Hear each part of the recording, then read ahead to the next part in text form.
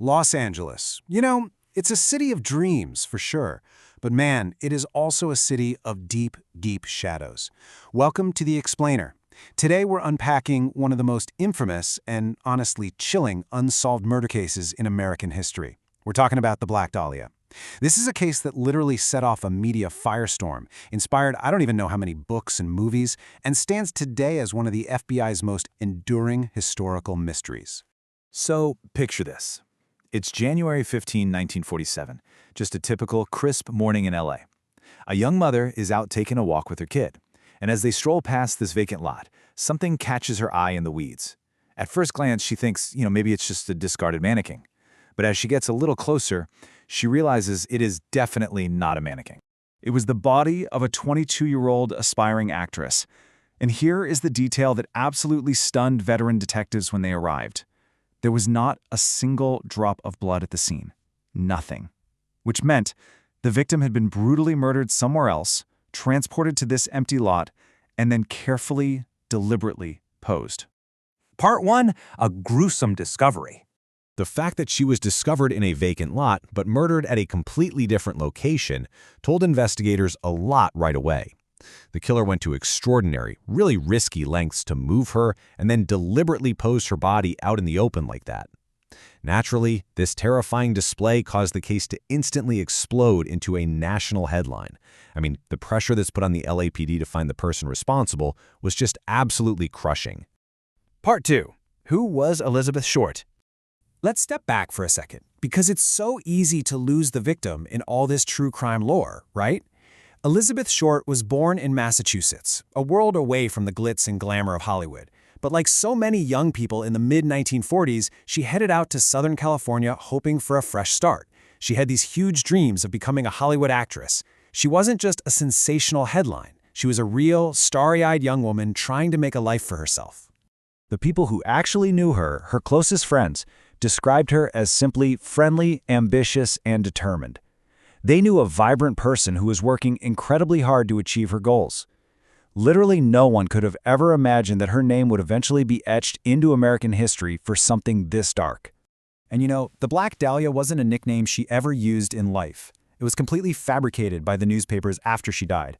They essentially played off a popular movie at the time called The Blue Dahlia, combined it with the fact that she liked wearing elegant, dark clothing, and boom, the press coined the term. It's really tragic when you think about it.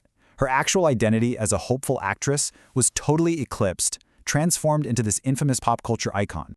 Part 3. The investigation begins. Right out of the gate, this investigation built incredible momentum. The body is found on January 15th, and astonishingly, within just one single hour of receiving her fingerprints from LA, the FBI actually identified Elizabeth Short using records they already had on file. It was incredibly fast. From that point, the investigation scaled massively. Over the next few years, we're talking hundreds of people questioned, tons of suspects scrutinized, and countless leads chased down. Investigators were looking at a sheer mountain of work. They were examining a constant stream of anonymous letters and conducting nationwide interviews, basically trying to track down anyone who might have even briefly crossed paths with Elizabeth. But here's the truly chilling part. Detectives actually started heavily investigating local medical students. Why? Because the injuries inflicted on her showed a terrifying level of precision. Whoever did this clearly had highly specific, advanced anatomical knowledge. Part 4. The media frenzy. It's fascinating because the case quickly split into two completely parallel worlds. On one side, you had the verified investigation. The LAPD and FBI are looking at hard facts, fingerprint IDs, systematic interrogations, rigorous physical evidence exams. But on the exact opposite side, pure public chaos. Newspapers were fiercely competing for exclusive scoops, which led to rumors just spreading like wildfire. And most bizarrely, dozens of people actually started coming forward giving false confessions.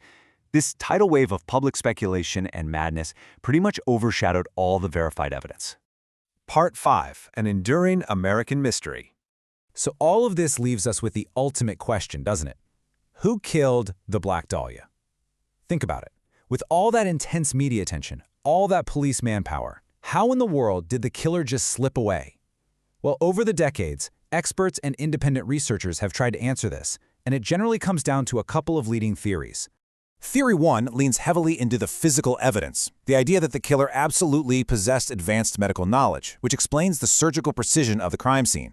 Theory 2, however, takes a much more personal angle. It suggests the killer was simply an acquaintance of Elizabeth's, someone she knew and trusted. But here is the stark, frustrating reality. While plenty of people have been named as suspects over the years, neither of these theories has ever been definitively proven by the authorities. There is no definitive link. No official suspect has ever been identified. We live in an era right now where incredible advances in DNA and forensic science routinely solve decades-old cold cases, right? We see it in the news all the time. Yet the true identity of the Black Dahlia's killer totally evades us. To this day, the FBI and LAPD have never officially named the killer. 75. It's been more than 75 years since Elizabeth Short's tragic death. Entire generations have come and gone since 1947. Yet, this story just refuses to fade away. It still grips historians, investigators, and true crime audiences all over the globe. Honestly, it serves as a really stark reminder that even the biggest, most high-profile investigations can hit a complete dead end. Will history keep its darkest secrets hidden?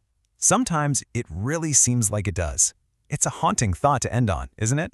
Well, I hope this explainer helped you grasp not just the facts of the case, but the very real human tragedy behind those infamous headlines. If you found this deep dive valuable and you enjoy unpacking historical events and mysteries that still puzzle the world, make sure to hit subscribe and turn on notifications. Thanks so much for joining me today, and I'll catch you in the next explainer.